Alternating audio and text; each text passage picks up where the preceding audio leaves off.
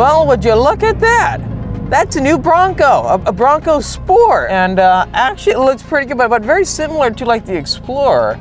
I think for me, the way to go if we were to get a Bronco would be the actual, Bronco off-roader that is not as civilized as this one right here.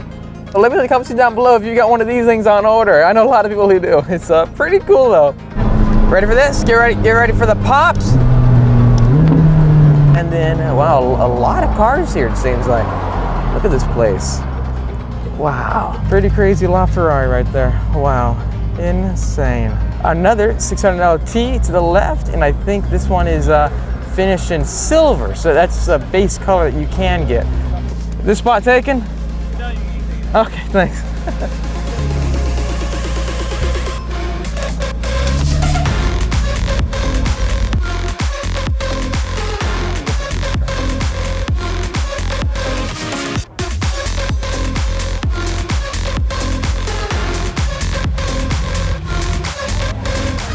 Pretty similar, pretty cool combo, right? Performante versus 600LT. I'd love to see these two things battle out on the racetrack.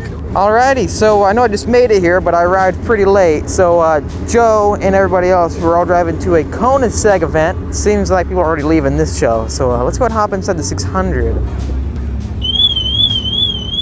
Cops. And that's a Shelby GT350. I'm not sure if it's an actual original, but no, it looks sick. That's a Novatec 720. Gosh, look at that thing right there. I cannot believe my eyes right now. That is a LaFerrari. I've never seen one actually driving on the road before, and it looks unbelievable. I mean, that is a multi-million-dollar car right now, right in front of us. Bye-bye, LaFerrari. Let's head on to see the Koenigsegg's.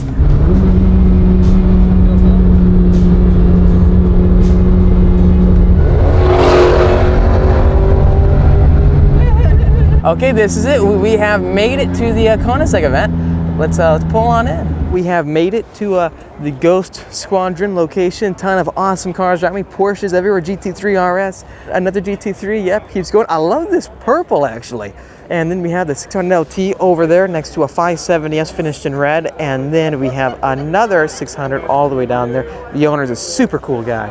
But and then a Huracan rear wheel drive, and then that thing right there, I do want to check that out. That's a Pagani finished in exposed carbon fiber. Wow. Yeah, okay, so this is a crazy ride right here. I wonder what it feels like on Laguna Seca or Willow Springs.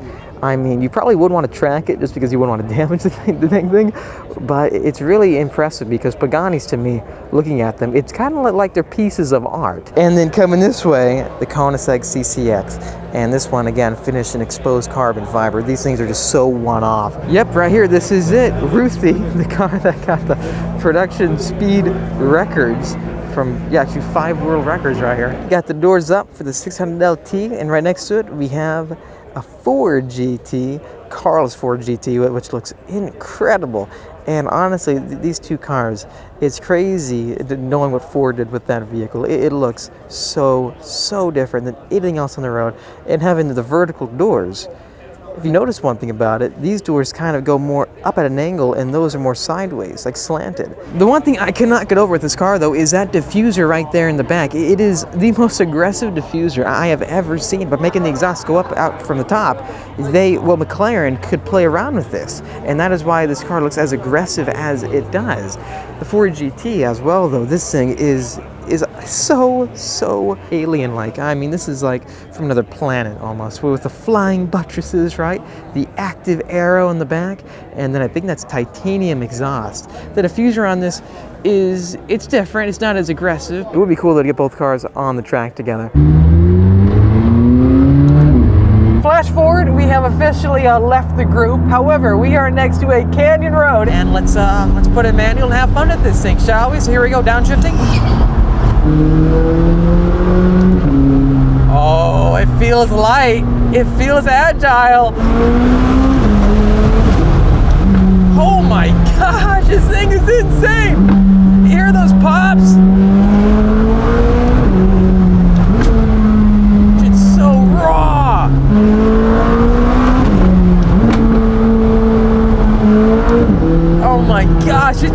sounds so unbelievable in the downshifts. You hear those pops, the crackles, it's always there. This is gonna be the most intoxicating car ever driven. The whole thing vibrates. It feels so raw all the time. I mean, that's not even exactly fast. We're not even driving this car hard. And it just feels so alive. It's just got so much potential. This is why you buy a car like this. This is why I buy a McLaren. It feels like a race car all the time. And being so light, that really, really translates out here. The funny thing is, everywhere I go, I'm getting people giving thumbs ups and cool signs like that. It's honestly breathtaking. People like this car. It brings out the car enthusiasts in basically everyone. Finally, back in the garage. Long day. Being back home, I do want to answer a lot of your questions that I've been getting lately about buying this car right here. Specifically, a lot of you have been reaching out to me asking me, what does it cost to actually own a new McLaren? Actually, well, this is about a 1-year-old McLaren, so it's a 2019. Essentially, as you know, going from the Mustangs and the Shelbys to the Corvette and then jumping to the McLaren, that's a pretty wide gap, isn't it? The margin between this car and that car is super wide. And right away, a lot of people have been saying, well, why would you do that? Because you're saying at one point that the Mustang was too much money for you to track. Next thing you know, you're buying a McLaren. So let me go and backtrack and let me explain truthfully how much money it cost me to own this car in comparison with Mustang Shelbys I had and so forth. I want to backtrack to the 500 Trackback. The Trackback was a phenomenal car. I love that car, and the person who bought that car is a terrific individual, and it was such an amazing experience selling this car to Tony, the new owner, and I'm happy I did it. In summary, selling the Trackback, it just wasn't the car for me. You know when you buy something and it just clicks with you? Initially, the 500 did click with me, but over time, I had the same car essentially for almost a year. And I know it's not the same level of performance, a base model. It's just one of those things where when you drive in the car on the street and then go into the track, I was very familiar with the personality of the vehicle, and I just wanted to get in something else. It's the same theme as this. So let's say you own a C7 Corvette, and you saw the C8 and you go, wow. That is a totally different direction, right? Mid-engine versus front engine. I want to try it out. So me buying that C8 right there was that same exact thing. I wanted to try what a mid-engine car would be like. And ever since I got one, this platform, this layout, I'm hooked on it. I am hooked on it. That is more reason why I ended up selling the Trackback and getting this vehicle right here. I wanted to get an all-out mid-engine track beast. I honestly feel that the GT500 content that we've delivered on this channel has been probably the best.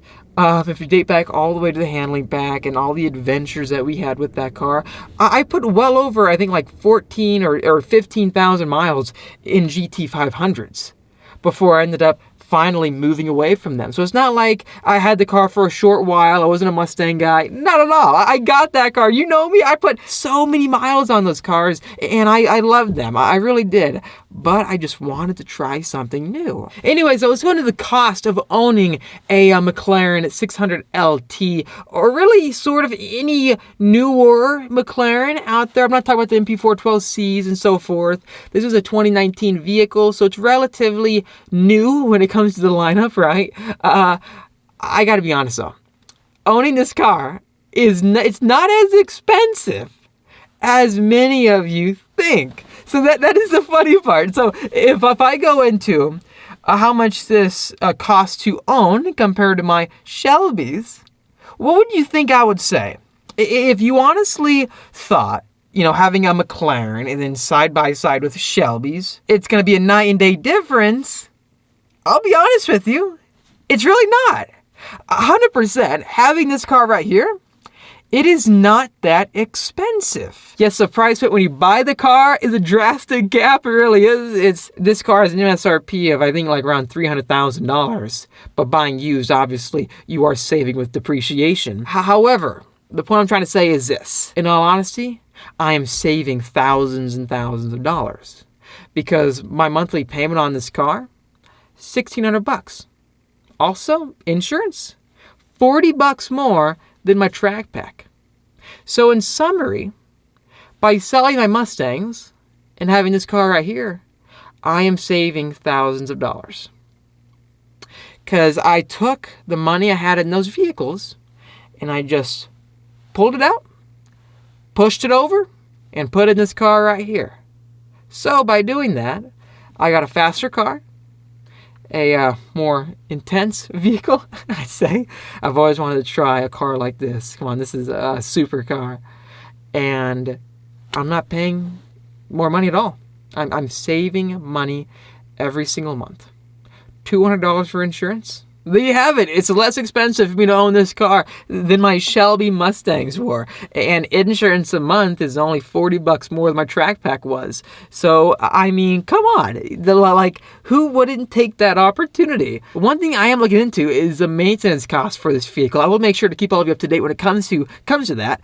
And this car does have a warranty at the meantime, so we are set there. That's a good thing. I'm excited. I'm excited in finding out what ownership for this type of vehicle is going to be like. I do want to thank all of you for watching this video. I hope you learned something about my experiences between owning the Shelbys in this, specifically how much it costs in comparison. And if you did like the video, make sure to hit that like button. It does help me out. Also, make sure to subscribe for a ton more great videos coming your way. And while you do that, hit that notification bell so you're up to date as soon as all the new videos come out. I'll see all of you in the next episode.